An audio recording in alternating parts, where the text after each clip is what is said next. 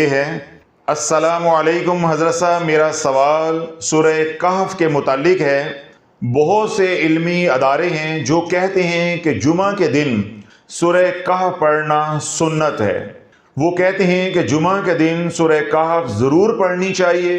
Please ہماری رہنمائی فرمائیں، کیا ہر جمعے سورہ کہف پڑھنا سنت ہے؟ کیا اس طرح ہم ہر جمعے کو سورہ کہف پڑھتے رہے تو یہ کہیں وظیفہ تو نہیں بن جائے گا؟ میں آن لائن تجوید اور تفسیر پڑھتی ہوں۔ ہر اکیڈمی اور ادارے کی جمعہ کی فہرست میں یہ عمل لکھا ہوتا ہے۔ میں باقی تمام سنتیں یعنی جو بتائی ہوتی ہیں، جو اعمال بتائے ہوتے ہیں وہ ادا کرتی ہوں، لیکن سورہ کہف نہیں پڑھتی۔ پلیز مرشد پاک اس کی وضاحت فرما دیں، جزاک اللہ خیر۔ نیچے بیٹی نے اپنا نام لکھا ہوا ہے لیکن نام ظاہر کرنے کی اجازت نہیں ہے۔ آپ نے سوال سنا کہ سوال ہے سورہ کہف کے متعلق۔ آپ اس بحث سے باہر نکل آئیں کہ سورہ کہف پڑھنا سنت ہے یا سنت نہیں ہے۔ فی الحال آپ اس بحث سے باہر نکل آئیں۔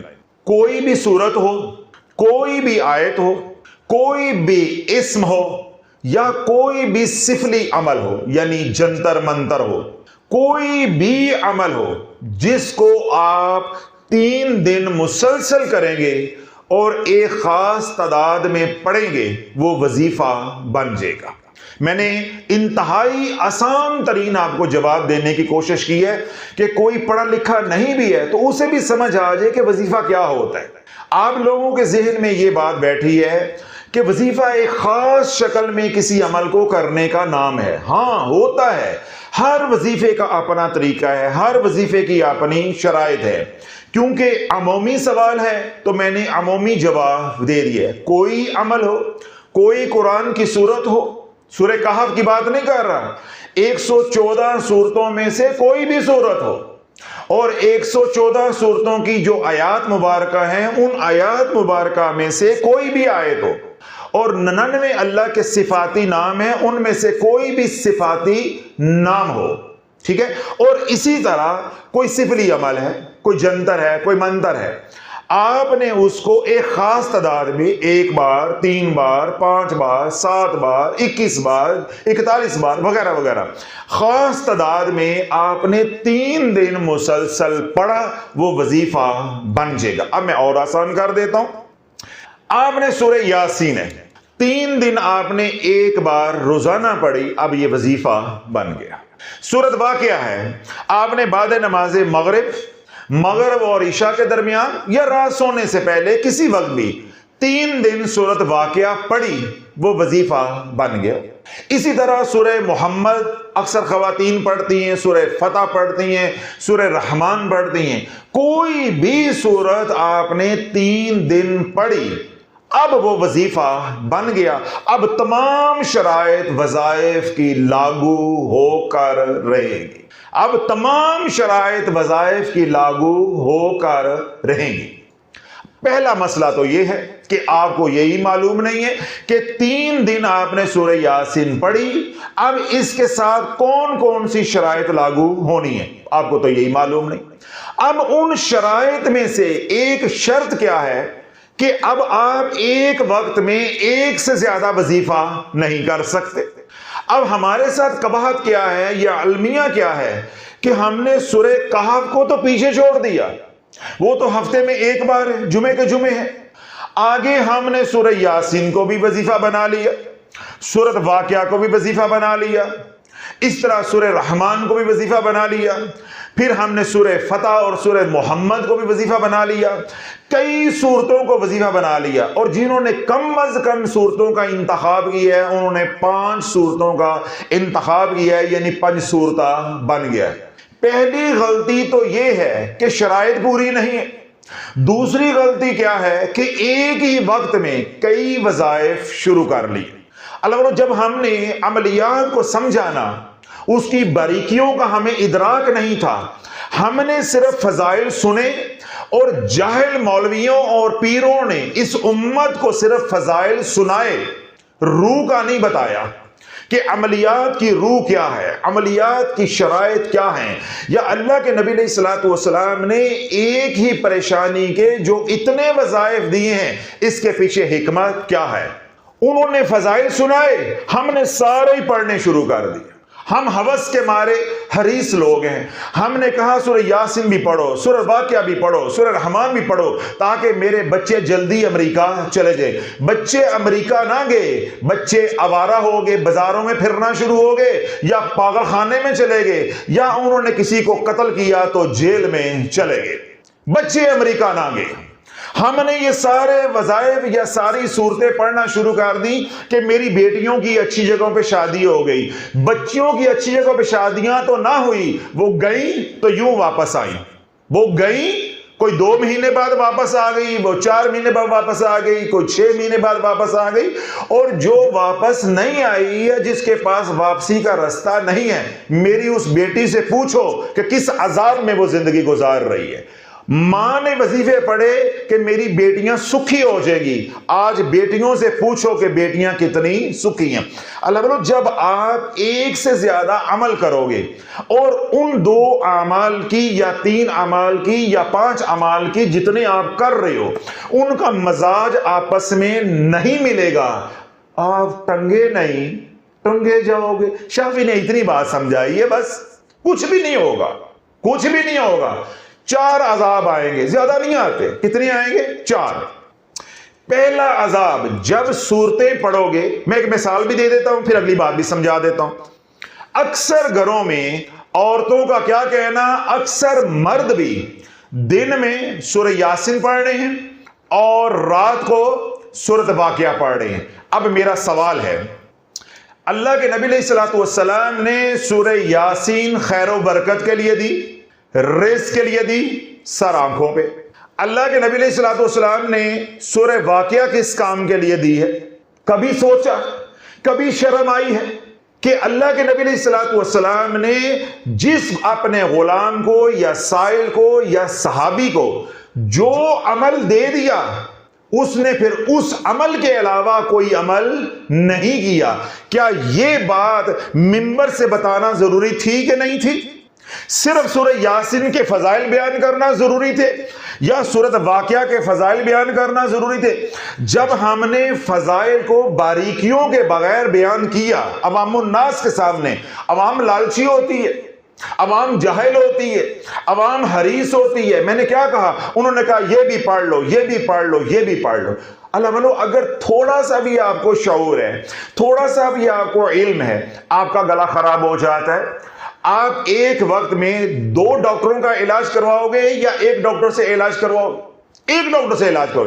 اسی طرح ڈاکٹر نے اگر آپ کو ایک اینٹی بایوٹک لکھ کر دی ہے تو آپ ایک اینٹی بایوٹک کھاؤ گے یا 2 کھاؤ گے؟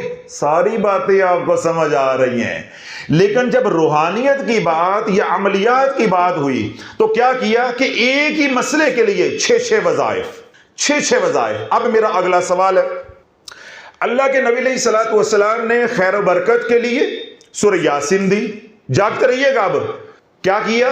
خیر و برکت کے لیے، رزق کی فراوانی کے لیے، کثرت کے لیے سورہ یاسین دی۔ اسی کام کے لیے سورہ رحمان دی، پھر انہی مسائل کے لیے سورۃ واقعہ دی، پھر انہی مسائل کے لیے آیت الکرسی دی، پھر انہی مسائل کے لیے سورۃ اخلاص قل هو اللہ احد دی، پھر انہی مسائل کے لیے تسبیح ملائکہ دی۔ یہ میں نے 6-7 وظائف آپ کے سامنے گنے، جبکہ احادیث مبارکہ کی کتابوں میں جو میرے علم میں ہے 13 وظائف ہیں۔ کتنے؟ 13 وظائف ہیں جو اللہ کے نبی علیہ الصلوۃ والسلام نے مختلف صحابہ کو، اپنے غلاموں کو یا سائلین کو رزق کی فراوانی کے لیے دیے ہیں۔ مجھے یہ صرف بتاؤ، جو میں سوال کرنا چاہ رہا تھا، کہ کسی بھی صحابی رسول نے یہ 13 وظائف یا جو 6 یا 7 میں نے گنے ہیں ان کو اکٹھا کیا ہے؟ نہ رتی برابر علم ہے عاملین کے پاس، نہ رتی برابر علم ہے علماء کے پاس، اور نہ رتی برابر آج کے دور میں علم ہے پیروں کے پاس۔ صرف فضائل، یہاں سے فضائل پڑھے، رٹا مارا اور یہاں آ کے ممبر پہ بیٹھ کے سنا دیے یا سامنے کتاب رکھ کر سنا دیے۔ اب اللہ میں نے آپ سے سوال کیا ہے، عبداللہ بن مسعود رضی اللہ تعالی عنہ کو اللہ کے نبی علیہ الصلوۃ والسلام نے سورہ واقعہ دی. انہوں نے سورہ واقعہ اپنی بیٹیوں کو سکھلائی اور آج یہ ہمارے تک پہنچ رہی ہے اور ہمارے ذریعے انشاءاللہ قیامت تک چلتی رہے گی. ایسے ہی ہے. اب میرا سوال پھر یہ ہے کہ عبداللہ بن مسعود کو معلوم نہیں تھا کہ سورہ یاسین بھی پڑھنی ہے اس کے ساتھ. اب میرا سوال یہ ہے کہ عبداللہ بن مسعود رضی اللہ تعالی عنہ کو معلوم نہیں تھا کہ سورۃ اخلاص پڑھنے کا بہت ثواب ہے, ہم یہ بھی پڑھیں, میں اپنی بیٹیوں کو سکھلاؤں. عبداللہ بن مسعود کو دیگر اوراد و وظائف جو رزق کے لیے اللہ کے نبی علیہ الصلوۃ والسلام نے اپنی ظاہری حیاتی مبارکہ میں اپنے غلاموں کو دیے, کیا عبداللہ بن مسعود کو ان تمام اوراد و وظائف کا علم نہیں تھا؟ آج 15ویں صدی کے پیروں کو علم ہے. جس صحابی رسول کو, جس سائل کو, جس غلام کو جو بات کہہ دی ہے وہ وہیں ٹھہر گیا ہے. جن کو سورہ یاسین دے دی ہے انہوں نے سورہ یاسین ساری زندگی پڑھی ہے. جس کو تسبیح ملائکہ عربی کو دے دی ہے اس نے تسبیح ملائکہ پڑھی ہے. جس کو سورۃ واقعہ دے دی ہے انہوں نے سورۃ واقعہ پڑھی ہے.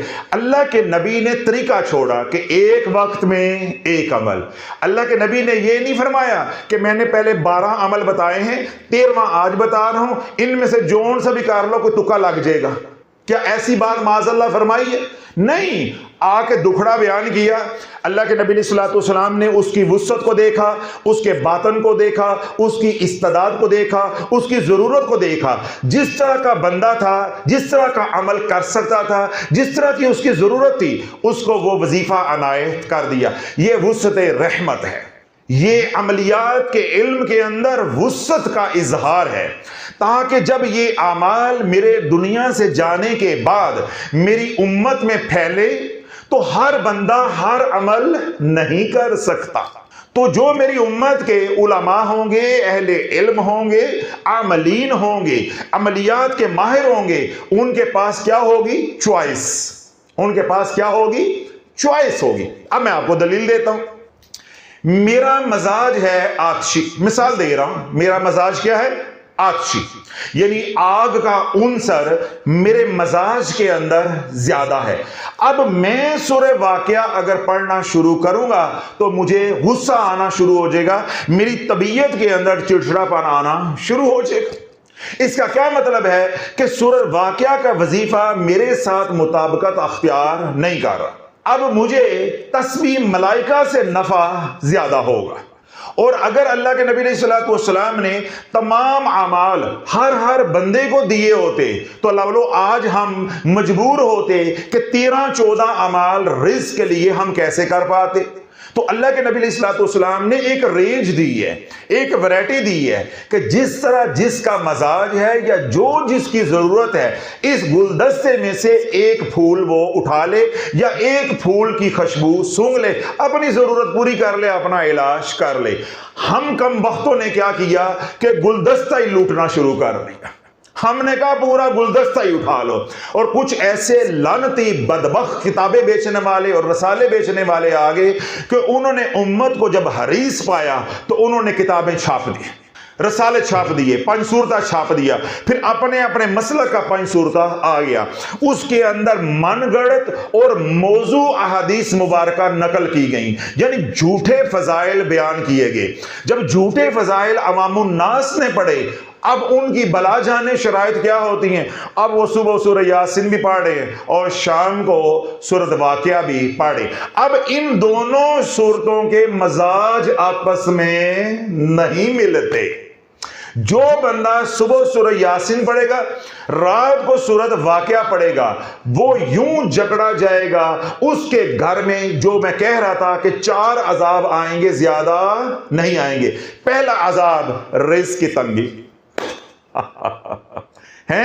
مشقت کس کے لیے کی جا رہی ہے؟ رزق کی فراوانی کے لیے. تو کالے کپڑوں والا کیا کہہ رہا ہے؟ رزق کی تنگی آ کر رہے گی اور قیامت تک کا وقت ہے کہ ہمیں جھوٹا ثابت کر کے دکھاؤ.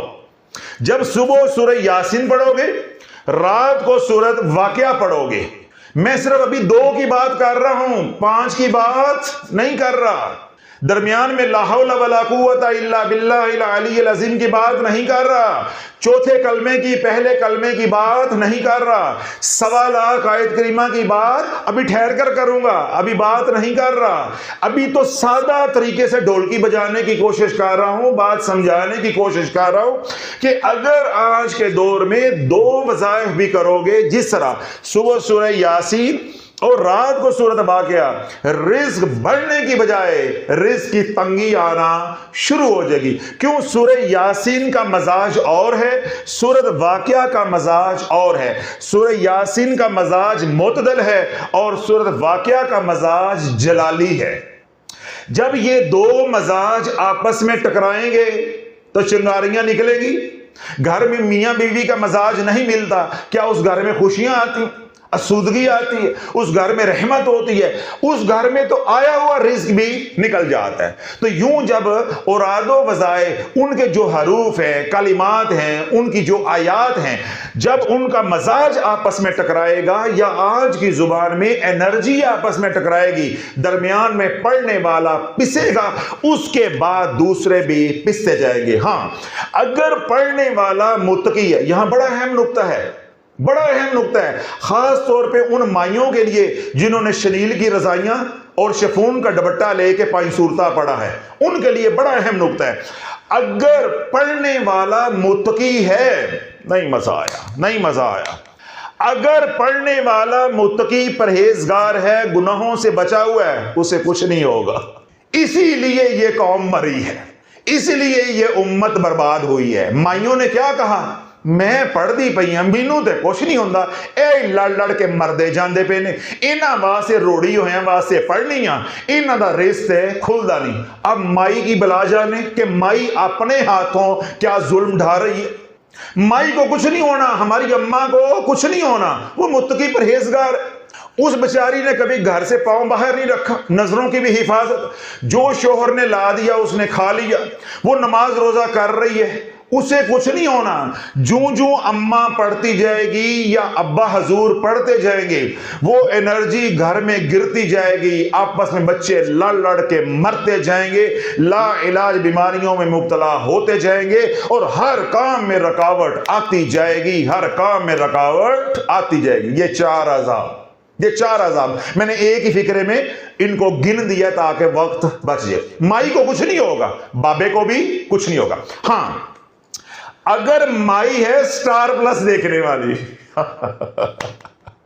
ہے، شفون دا دوپٹہ تے شنیل دی رضائی اگے سٹار پلس تے مائی دے گوڈے پھڑے جان گے۔ سب سے پہلا مائی شوگر کی مریضہ بنے گی، مائی کو ہارٹ اٹیک بھی ہوگا، مائی کو لا علاج بیماریاں بھی لگے گی۔ کیوں؟ اب مائی متقی نہیں ہے، وہ انرجی اس کو بھی نقصان دے گی اور اولاد کو بھی نقصان دے گی۔ اگر پڑھنے والا متقی پرہیزگار ہے تو پھر میں نے کیا کہا، ان شیاطین کا یا ان شیطانی اثرات کا یا اس نیگیٹو انرجی کا اس کے اوپر تو بس نہیں چلے گا۔ وہ اورا کے ساتھ ٹکرائیں گے، ٹکرا کے واپس چلے جائیں گے۔ جو کمزور ہوں گے ان کے اوپر جا کے ان کا بس چلے گا۔ اب کیا ہوگا؟ ماں وظیفے پڑھنے والی ہے، ماں کیا ہے؟ وظیفے پڑھنے والی۔ صبح سورہ یاسین، دوپہر کو سورہ فتح، پھر سورہ محمد، عصر کا سورہ رحمان، شام کو مغرب کے بعد جو ہے وہ سورۃ واقعہ، رات سونے سے پہلے سورہ ملک وغیرہ وغیرہ، اور تسبیحاں انے وات کھلے وا وہ الگ چل رہی ہیں۔ ٹھیک ہے، تسبیحوں کا تو کوئی حساب ہی نہیں ہے، وہ الگ چل رہی ہیں۔ اب ہوگا کیا؟ ماں ہے متقی پرہیزگار یا ابا حضور ہیں متقی پرہیزگار، نتیجہ کیا نکلے گا؟ اب اس ماں کا قلبی تعلق یا روحانی تعلق اپنی بڑی بیٹی کے ساتھ زیادہ ہے۔ کیوں؟ گھر میں ایک آدھ بچہ ایسا ضرور ہوتا ہے، بیٹا ہو یا بیٹی ہو، جس کے ساتھ ماں کی ایفیلیشن بہت زیادہ ہوتی، یعنی ماں کو بہت زیادہ پیار ہوتا ہے، یا یوں آج کی زبان میں کہہ لیں کہ گھر میں ایک آدھ بچہ پیمپرڈ ضرور ہوتا ہے، لاڈلا لاڈو ضرور ہوتا ہے۔ اب بیٹا لاڈو ہو یا بیٹی لاڈو ہو، جو گھر میں ماں کا لاڈو ہے یعنی لاڈلا ہے، پھٹے اسی نے چڑھنا ہے۔ ہم نے امت کو یہ راز دیا ہے۔ کیوں؟ उस बच्चे की रूह का ताल्लुक मां की रूह के साथ है। नहीं समझ आ रही? अब जरा मैं किसी और लाइन पे चढ़ रहा हूं, आपको समझ नहीं आ रही, आपकी आंखें फट रही हैं। बाप के वजीफे पढ़ने से वो नुकसान नहीं होता, अमूमी नुकसान होता है। सारी औलाद को नुकसान होगा, किसी बच्चे को भी हो सकता है, लेकिन मां के वजीफे पढ़ने से बहुत तेजी के साथ नुकसान होता है। उसकी दलील क्या है? बाप के साथ औलाद का कल्बी ताल्लुक नहीं होता, रूही ताल्लुक नहीं होता।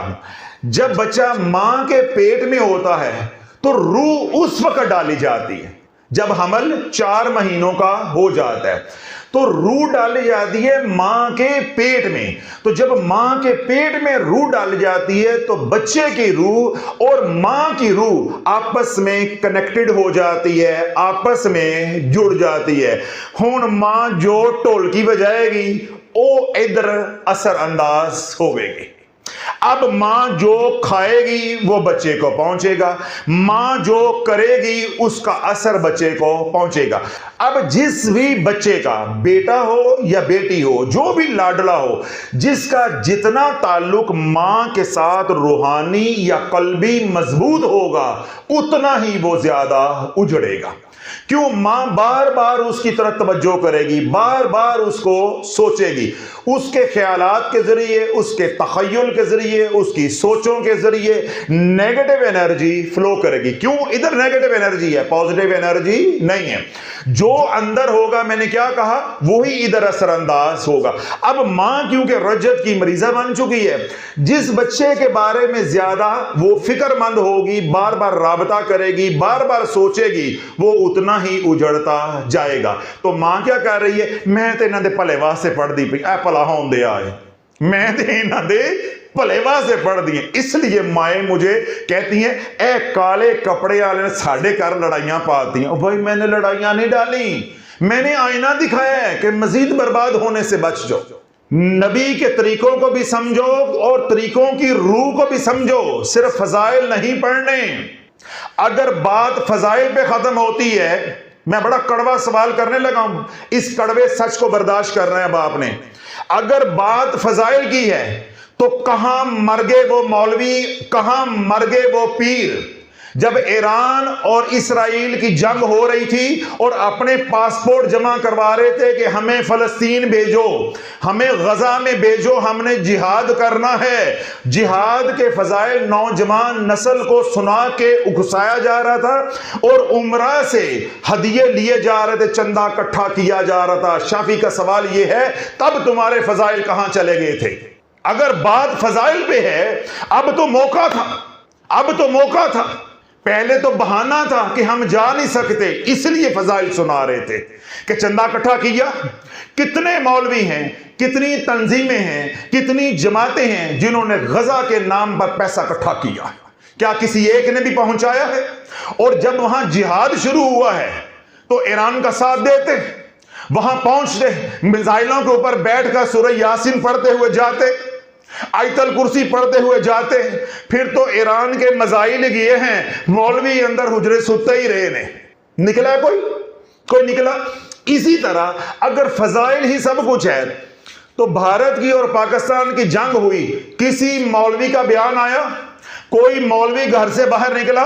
कोई रैली निकली? या अपनी फौज के हौसले बढ़ाने के लिए इन्होंने कोई प्रोग्राम किया? नहीं, सारे हुजरों में आराम करते रहे, बस यही सोचते रहे मेरे मदरसे ते ड्रोन ना आ जावे, दुआ करो मेरे मदरसे ते ड्रोन ना आ जाए। आयतर कुर्सी पढ़ पढ़ के फूका मार दे रहे, मेरी मस्जिद ते ड्रोन ना आ जाए। ये है फजाइल की दुनिया, ये है फजाइल की दुनिया। मैंने क्या कहा? अगर बात है फजाइल की तो जाओ फिर जिहाद करो, अगर बात है फजाइल की तो जाओ हज करो जाके। तो जब मैं यूं कहूंगा तो क्या कहेंगे? वो जी जिहाद की कुछ शराइत होती है ना जी, वो हम शराइत पे पूरा नहीं उतरे। मैं कहूंगा भाई फजाइल हैं हज के, जाओ हज करो जाके, तो क्या कहेंगे जी? वो जी हम साबे नसाब नहीं है ना जी, हज की कुछ शराइत होती हैं। तो यही तो शाफी रो रहा है कि जिन आमाल के आप फजाइल सुना रहे हो, उन आमाल की भी कुछ शराइत हैं, ان اعمال کی بھی کچھ شرائط ہیں. جب آپ اعمال ایک سے زیادہ کرو گے اور آپ کو علم نہیں ہے کہ اس کا کیا مزاج ہے اور اس کا کیا مزاج ہے، اور عوام کو علم نہیں ہوتا اور ہونا بھی نہیں چاہیے. اس لیے تو عملیات کی بنیادی اور پہلی شرط یہ ہے کہ ایک وقت میں ایک ہی عمل کرو. اور پھر اگلا معجزہ کیا ہے یا کرم والی بات کیا ہے؟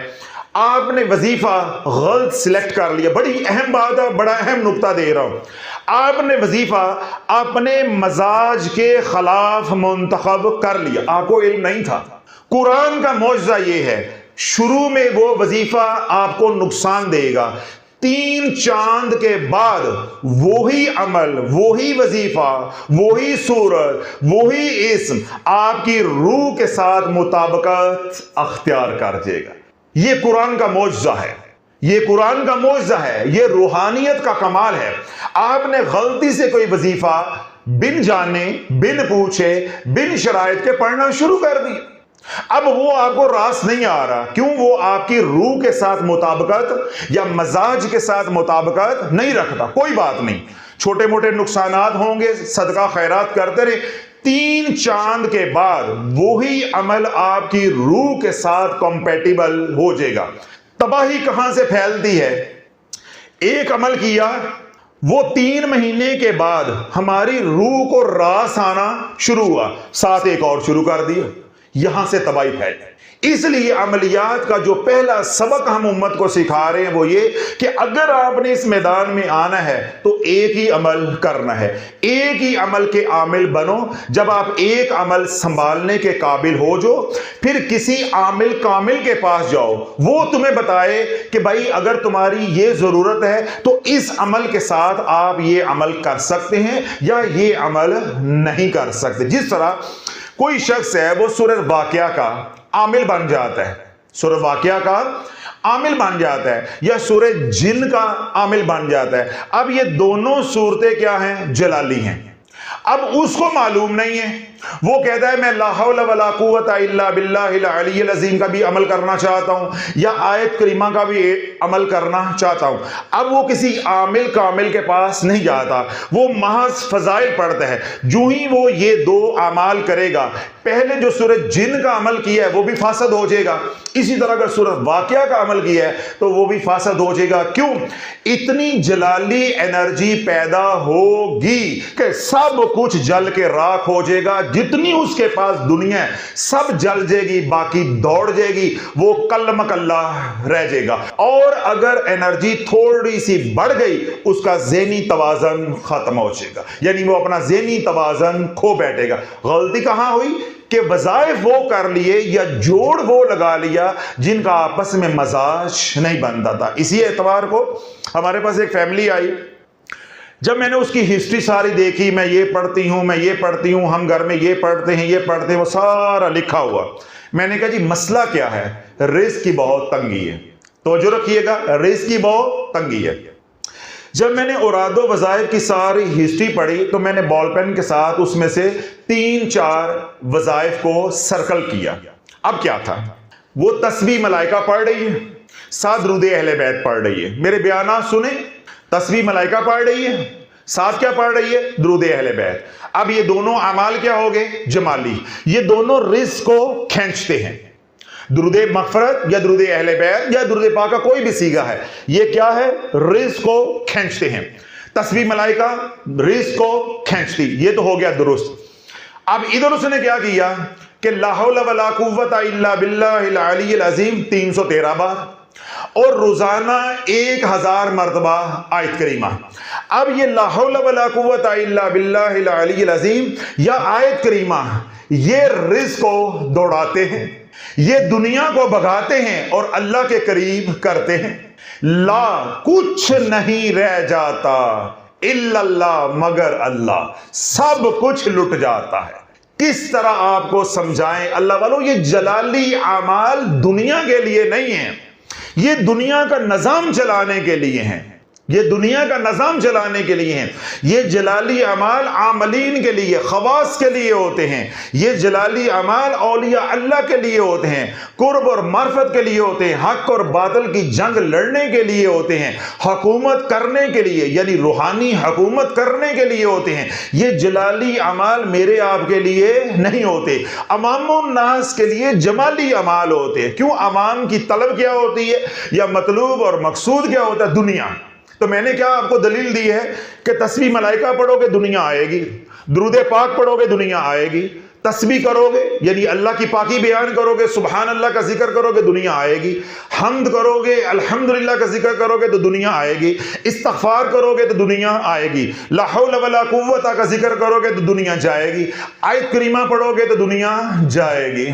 اب مجھے بتاؤ کہ میں کیسے سمجھاؤں ٹھنڈا ماحول تے میٹھے چاول. یہ قوم سمجھنے والی نہیں ہے، یہ قوم سمجھنے والی نہیں ہے. جب مشائخ کو علم نہیں ہے وہ فضائل سنا رہے ہیں، عاملین کو علم نہیں ہے وہ فضائل سنا رہے ہیں. بھائی فضائل سنانا کمال نہیں ہے، وہ دعا دینا جس کی مریض کو ضرورت ہے یہ کمال ہے، یہ کمال ہے.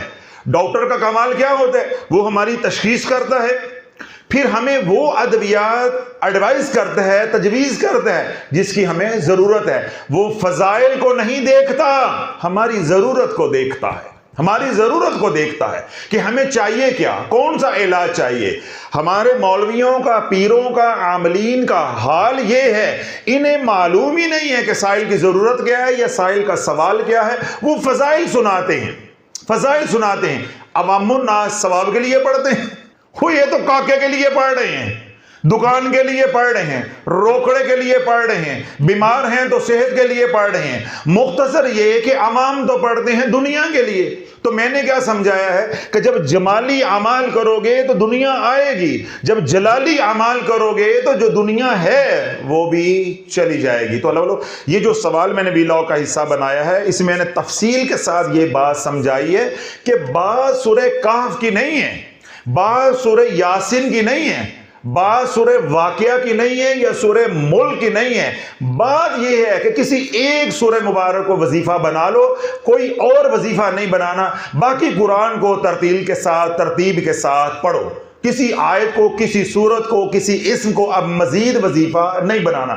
ہاں اگر آپ کی ضرورت ہے یا آپ کا شوق ہے تو پھر شرائط پوری کرو. ان شرائط میں سے پہلی شرط یہ ہے کہ ہادی ڈھونڈو، مرشد ڈھونڈو، پروفیسر ڈھونڈو، استاد ڈھونڈو جو آپ کو چلائے، جو آپ کو بتائے کہ اس عمل کے ساتھ یہ عمل کر سکتے ہیں یا نہیں کر سکتے، اور اگر کریں گے تو اس کی کیا شرائط ہوں گی، کیا طریقہ کار ہوگا. یہ گھر بیٹھے کام کرنے والا نہیں ہے. گھر بیٹھے آپ ایک وظیفہ کر سکتے ہو، سورہ کہف کا کر لو، سورہ یاسین کا کر لو، سورہ واقعہ کا کر لو، سورہ جن کا کر لو، سورہ مزمل کا کر لو، جو آپ کو پسند ہے. وہ میں نے آج راز بھی آپ کو بتا دی ہے. اگر آپ غلط بھی منتخب کر بیٹھو گے، اپنے مزاج کے خلاف بھی منتخب کر بیٹھو گے، دیٹ ڈزنٹ میٹر، کوئی پریشانی کی بات نہیں. پولی پولی ڈول کی زیادہ سے زیادہ 3 مہینے بجے گی، اس کے بعد مطابقت اختیار ہو جائے گی. یعنی آپ کا مزاج اور وظیفے کا مزاج آپس میں میچ ہونا شروع ہو جائے گا. آپ کی انرجی اورا کی اور وظیفے کی انرجی کافی حد تک آپس میں میچ ہو جائے گی. اب اسی عمل سے آپ کو نفع ہونا شروع ہو جائے گا. اب آپ نے ایک عمل بن مرشد کے، بن ہادی کے، بن استاد کے، بن پروفیسر کے کر لیا، کر سکتے ہو، دوسرا نہیں کر سکتے، دوسرا نہیں کر سکتے. جو ہی آپ نے دوسرا کیا ممکن ہے وہ آپ کے مزاج کے ساتھ تو کمپیٹیبل ہو، لیکن پہلے جو عمل کیا ہے وہ اس کے ساتھ کمپیٹیبل نہ ہو. کچھ بھی نہیں ہوگا، ٹنگے جاؤ گے، کچھ بھی نہیں ہوگا. 4 عذاب آئیں گے. رزق کی تنگی آئے گی، غربت اتنی آئے گی کہ شافی نے کیا کہا کہ کتا بلی بھی عزت کے ساتھ روٹی کھائیں گے. عزت کے ساتھ تجھے روٹی نہیں ملے گی جب تو رجت کا شکار ہو جائے گا. گھر میں لڑائیاں ہوں گی، قتل و غارت ہوگی، خلا اور طلاق تک معاملات جائیں گے. اگلی بات کیا ہے کہ بیماریاں چھوٹی چھوٹی، بعد میں لا علاج بیماریاں. آخری عذاب کیا آئے گا؟ ہر کام میں رکاوٹ، ذلت ذلت ذلت، رسوائی رسوائی اور رسوائی۔ جب یہ 4 عذاب آئیں گے، جہاں دنیا میں تو جائے گا ہر کوئی تجھے یہی کہے گا جادو تھی گیا ہے، جادو تھی گیا ہے، جبکہ جادو تو ہے ہی نہیں۔ یہ تو تیری کارستانی ہے، یہ تو تیری کرامت ہے کہ تو نے 6 وظیفوں کو جوڑا ہے، 6 وظیفوں کو جوڑا ہے۔ اللہ بولو ہماری خواتین ہیں، مجھے حیرت ہے، ہنڈیاں بناتی ہیں، انہیں معلوم ہے کہ گوشت کے اندر کون کون سی سبزی ڈلتی ہے، یا کس سبزی کے ساتھ کون سی سبزی ہم جو ہے وہ ملا سکتے ہیں۔ عورتوں کو ریسیپی کا علم ہے، اور عملیات کی ریسیپی کا کوئی علم نہیں ہے۔ اے بھی پڑھ لو تو اے بھی پڑھ لو، ایدہ بھی ثواب ہے تو ایدہ بھی ثواب ہے۔ بھائی جو سبزیاں ہیں سب کا نفع ہے، سب کے فضائل ہیں، ساری سبزیاں کاٹ کے ایک ہی ہنڈیاں میں ڈال دو، پھر جڑا تواڈے نال رات نو ہوئے گا او پھر شافی نو ضرور دسے۔ آج مزہ تو تب ہے نا، مزہ تو تب ہے کہ ساری سبزیوں کے نفع ہیں، اللہ نے جتنے پھل دیے ہیں سب کے فضائل ہیں، گوشت کی جتنی بھی اقسام ہیں سب کے فضائل ہیں، ہر طرح کا گوشت بوٹی کر کے، تکا بوٹی کر کے سب اکٹھا ڈال دو۔ اس طرح گھر میں فروٹ آئیں 5 6 7 8 10 سب کی تکا بوٹی کر کے ایک ڈونگے میں اکٹھا ڈال دو، مہمانوں کے سامنے رکھ دو۔ اس طرح موسمی سبزیاں 5 6 7 8 10 سب لے آؤ، سب کی تکا بوٹی کرو، ہنڈیا میں ڈال دو، لیکن شرط ایک ہے، جیڑی پھر رات نو ہوئے گی نا اس کا 10% مجھے ضرور بتانا، تے جے ویڈیو بنا کے سینڈ کر دو تو میں اونجی مرید ہو جاواں گا۔ شرط ایک ہے، تم کرو، میرے روکنے سے تم نے رکنا نہیں ہے، تم کرو، ساری سبزیاں اکٹھی کرو، سارے پھل اکٹھے کرو، سارے گوشت اکٹھے کرو، پکاؤ، مہمانوں کو دو، اپنے گھر والے کو دو۔ شافی نے صرف فرمائش چھوٹی سی کی ہے، پھر جو گھر میں ہوگا نا اس کا 10%، سارا نہیں، گھر کا راز ہوتا ہے، 10% مجھے ضرور بتانا ہے، اور اگر ویڈیو بنا کے 3 منٹ کی سینڈ کر دو گے تو ویسے ہی میں مرید تھی ویسا۔ ساری باتیں آپ کو سمجھ آتی ہیں مگر عملیات سمجھ نہیں آتی، روحانیت سمجھ نہیں آتی۔ اللہ بولے جو سورہ کہف ہے اس کے بہت زیادہ فضائل ہیں۔ اللہ کے نبی علیہ الصلوۃ والسلام گاہے بگاہے سورہ کہف کو پڑھتے بھی تھے، اس لیے اس کو غیر موقدہ کا درجہ بھی دیا گیا ہے، یعنی مستحب بعض علماء اس کو کہتے ہیں اور بعض اس کو غیر موقدہ سنت بھی کہتے ہیں۔ سنت موقدہ نہیں ہے، سنت موقدہ وہ ہوتی ہے جس عمل کی اللہ کے نبی علیہ الصلوۃ والسلام نے بہت زیادہ تاکید کی ہو اور خود بھی عمل کر کے دنیا کو دکھایا ہو، زمانے کو دکھایا ہو، امت کو دکھایا ہو۔ تو سنت موقدہ سورہ کہف پڑھنا نہیں ہے، یہ نفلی عمل ہے، مستحب عمل ہے، بعض علماء کے نزدیک یہ سنت غیر موقدہ کا درجہ رکھتی ہے۔ تو آپ نے اگر سورت کہف ہر جمعہ کو پڑھنی ہے، بسم اللہ پڑھیں، آپ ضرور پڑھیں، وظیفہ بن بھی جائے گا، لیکن انشاءاللہ العزیز اس کے نفع بھی بہت ہوں گے، کوئی سائیڈ ایفیکٹ نہیں آتے، کوئی شرائط نہیں ہے۔ شرائط تب لاگو ہوں گی جب آپ سورہ کہف کے ساتھ اور دیگر صورتیں پڑھنا شروع کر دو گے۔ میں نے اس کا تفصیل کے ساتھ پوسٹ مارٹم کر کے آپ کے سامنے رکھ دیا۔ آپ سورہ کہف پڑھو گے جمعے کو، اور باقی دنوں میں کئی صورتیں آپ پڑھتے رہو گے، ان کے جب مزاج نہیں ملیں گے تو آپ رجت کا شکار ہو جاؤ گے۔ اسی طرح گاہے بگاہے اللہ کے نبی علیہ الصلوۃ والسلام سورہ یاسین بھی پڑھتے تھے، گاہے بگاہے اللہ کے نبی علیہ الصلوۃ والسلام سورہ رحمان بھی پڑھتے تھے، جنات کو پڑھ کر بھی سناتے تھے اور اپنے غلاموں کو پڑھ کر بھی سناتے تھے۔ اسی طرح سورۃ واقعہ بھی پڑھتے تھے، سورہ ملک حضور علیہ الصلوۃ والسلام رات سونے سے پہلے پڑھتے تھے، سورہ فلق ناس بھی اللہ کے نبی علیہ الصلوۃ والسلام رات سونے سے پہلے پڑھتے تھے، آیت الکرسی بھی پڑھتے تھے، کئی صورتیں ہیں۔ کیا اب ہم سب کو شروع کر دیں گے؟ کیا ہم سب کو شروع کر دیں گے؟ یہ اللہ کے نبی علیہ الصلوۃ والسلام کی وسعت رحمت ہے، تاکہ ان کے در سے جو خیرات لینے آیا ہے، جتنی اس کی ضرورت ہے یا جتنی وہ پچا سکتا ہے، وہاں سے وہ سوال کرے اور اس کو خیرات مل جائے۔ اس کا مطلب یہ نہیں ہے کہ اللہ کے نبی علیہ الصلوۃ والسلام نے زندگی مبارک میں جو بھی عمل کیا ہے وہ ہر عمل ہم نے کرنا ہے۔ اب میرا سوال ہے، اللہ کے نبی علیہ الصلوۃ والسلام نے اونٹنی پہ بیٹھ کر کعبۃ اللہ کا طواف کیا ہے، کر کے دکھاؤ، کر کے دکھاؤ۔ اب چپ ہو گئے ہو، عاجز آ گئے ہو۔ اللہ بولو اسی طرح کئی سنتیں ایسی ہیں، کئی اعمال ایسے ہیں یا کئی دعائیں ایسی ہیں ہم چاہ کے بھی نہیں کر سکتے، ہم چاہ کے بھی نہیں کر سکتے، اور نہ ہی سب پہ عمل کرنے کا حکم ہے، اتنا ہی کرنا ہے جتنا ہم کر سکتے ہیں۔ آخری بات اور بڑی اہم بات، رب فرماتا ہے یا ایھا الذین آمنوا اذکروا اللہ ذکرا کثیرا، اے ایمان والو کثرت سے اللہ کا ذکر کرو۔ اس آیت مبارکہ کو پڑھ کر مولویوں نے، پیروں نے امت کو برباد کیا ہے کہ اللہ نے ذکر کی کوئی حد نہیں رکھی، اللہ نے ذکر کی کوئی حد نہیں رکھی، مگر ہم نے حد مقرر کرنی ہے۔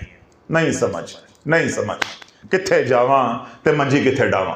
یا ایھا الذین آمنوا اذکروا اللہ ذکرا کثیرا، ذکر کی کوئی حد نہیں ہے۔ واذکروا اللہ کثیرا لعلکم تفلحون، کثرت سے اللہ کا ذکر کرو تاکہ تم کامیاب ہو جو، کوئی حد نہیں ہے۔ یہ حد اللہ کی طرف سے نہیں ہے، ہم نے حد مقرر کرنی ہے۔ اب میں دلیل دیتا ہوں۔ یہ دسترخوان لگ گیا، اس کے اوپر 15 کھانے لگے ہیں۔ کتنے کھانے لگے؟ 15۔ کس کے لیے لگائے ہیں؟ مہمان کے لیے۔ اور کس نے لگائے ہیں؟ میزبان نے۔ اب میزبان کہتا ہے سب کھاؤ، کوئی حد نہیں ہے، تمہارے لیے پکائے ہیں۔ اب یہ شافی کی ذمہ داری ہے کہ اتنا ہی کھانا ہے جتنا میں ہضم کر سکوں۔ میزبان نے حد مقرر نہیں کی، یہ اب مہمان کی ذمہ داری ہے کہ وہ اتنا ہی کھائے جتنا وہ پچا سکتا ہے۔ اللہ نے ذکر کی یا عبادت کی حد مقرر نہیں کی، ہم نے اتنی ہی عبادت کرنی ہے یا اتنا ہی اللہ کا ذکر کرنا ہے جتنا پچا سکے۔ ہون فرمائیاں نو پوچھ لما جنہوں نے دن چ 15 سورتیں پڑھیاں نے تو باقی قرآن کو نظر انداز کر دیا، باقی قرآن کو نظر انداز کر دیا۔ اللہ والو ہماری جہالت یہ ہے کہ ہم نے صرف عبادت قرآن پڑھنے کو سمجھ لیا، ہم نے صرف عبادت نماز پڑھنے کو سمجھ لیا، ہم نے صرف عبادت ذکر اذکار یا تسبیحات یا اوراد و وظائف کرنے کو سمجھ لیا۔ اپنی ماں کو یا اپنے باپ کو محبت کی نگاہ سے دیکھنا ایک مقبول حج عمرے کا ثواب ہے، یہ بھول گئے۔ ہمسایہ بیمار ہے، ضرورت مند ہے، اس کی ضرورتوں کو بھول گئے، اس کی تیمارداری کو بھول گئے۔ میرے نبی علیہ السلام نے ارشاد فرمایا کہ جس نے کسی کی عیادت کی 70,000 فرشتے صبح سے لے کے شام تک دعا کریں گے۔ اگر صبح عیادت کے لیے جائے گا، اگر شام کو عیادت کے لیے جائے گا تو رات بھر صبح تک 70,000 فرشتے اس کے لیے دعائے مغفرت کریں گے۔ پھر اللہ کے نبی علیہ السلام نے کیا بات ارشاد فرمائی ہے کہ جس نے تجارت کے اندر دھوکہ نہ کیا، یعنی دھوکہ کسی کو نہیں دیا، اللہ اس کو مقام صدیقیت عطا فرمائے گا۔ ذرا توجہ رکھیے گا، میں ثواب والے دی کلاس پڑھن لگا ہوں۔ دنیا داروں کو تو رگڑ دیا اچھی طرح، جتنا کہ ذلیل کر سکتا تھا کیا ہے۔ یہ میں ان کو پیغام دے رہا ہوں جو کہتے ہیں یہ ہم اجر و ثواب کے لیے پڑھتے ہیں، ہم اجر و ثواب کے لیے پڑھتے ہیں۔ اللہ کے نبی علیہ السلام نے کیا بات ارشاد فرمائی ہے؟ جس نے تجارت میں کسی کو دھوکہ نہ دیا، 2 نمبری نہ کی، اللہ اس کو مقام صدیقیت عطا فرمائے گا۔ اس کا معاملہ، اس کا حشر صدیقین کے ساتھ ہوگا۔ ولایت کا آخری مقام صدیقیت ہے۔ کوئی مائی کا لال جتنی مرضی ریاضت کر لے، جتنا مرضی اس کا مرشد کامل ہو، مقام صدیقیت پہ نہیں پہنچ سکتا۔ یہ وہابی ہے، یہ اللہ کی عطا ہے۔ اللہ جس کو چاہے مقام صدیقیت عطا کر دے۔ کیوں؟ جب مقام صدیقیت کی انتہا ہوتی ہے، مقام نبوت اور رسالت کی ابتدا ہو جاتی ہے۔ اللہ والو سوچو، یہ ولایت کا کیا مقام ہے، یہ ولایت کا کیا مقام ہے۔ یہ 5 سورتیں پڑھنے سے ملنے والا نہیں ہے، یہ یہاں محراب ڈالنے سے ملنے والا نہیں ہے۔ یہاں محراب بھی ڈالے، 5 سورتیں بھی پڑھے، پھر اسی ماں نے بیٹی کو کہا نہیں چھڑ دے نہیں حصہ، پرا چھٹ جائے گا۔ جب شریعت کی باری آئی تو ماں نے کیا بیٹی کو سبق دیا؟ نہیں چھڑ دے حصہ، پرا چھٹ جائے گا۔ یعنی بیٹی کا حق بنتا جس کو اللہ نے حق دیا ہے تو ماں نے معاف کروا دیا۔ اے تیرا بھرا ماڑا ہے گا، اینو دے دے، اینو دے دے، اے دے بچیاں نو دے دے۔ تیرے بچے یتیم خانے چلے جائیں، دارالایمان چلے جائیں، رلتے رہے۔ جو اللہ نے شریعت بنائی ہے مائی نے اپنے ہاتھ میں لے لی، باپ نے اپنے ہاتھ میں لے لی۔ یہاں پہ 2x2 کا محراب ہے یہاں پہ ڈالا ہوا، چلے لگائے ہوئے ہیں، ریاستیں ہو رہی ہیں، تسبیحاں ہو رہی ہیں، مرشد کے در کی خدمت ہو رہی ہے، لیکن جب شریعت کا حکم آیا تو یہ اندر سے نکلا، یہ اندر سے نکلا۔ تو ہم نے صرف عبادات کو ہی سب کچھ سمجھ لیا ہوا ہے کہ عبادات سے اجر و ثواب ہوتا ہے، جبکہ دین کے 4 حصے ہیں۔ کتنے حصے ہیں؟ 4۔ ایک حصہ عبادات ہے، باقی 3 حصے معاملات ہیں۔ اس لیے میرے شیخ رحمت اللہ علیہ دعا کیا کرتے تھے کہ یا اللہ جن کو کردار دیا ہے ان کو ایمان دے دے، اور جن کو ایمان دیا ہے ان کو کردار دے دے۔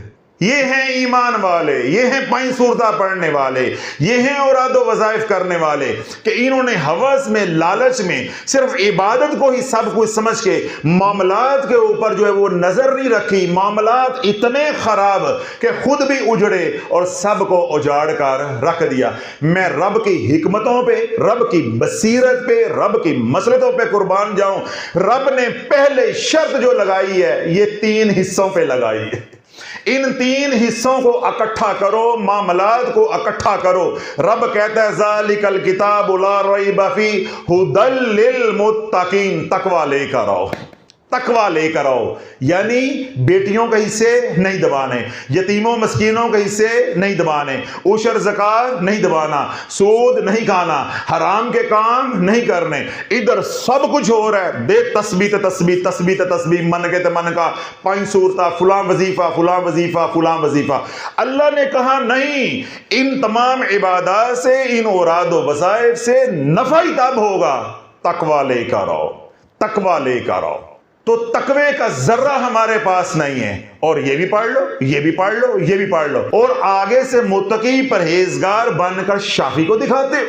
جب شافی تمہیں آئینہ دکھاتا ہے پھر تمہیں غصہ لگ جاتا ہے، پھر تمہیں غصہ لگ جاتا ہے۔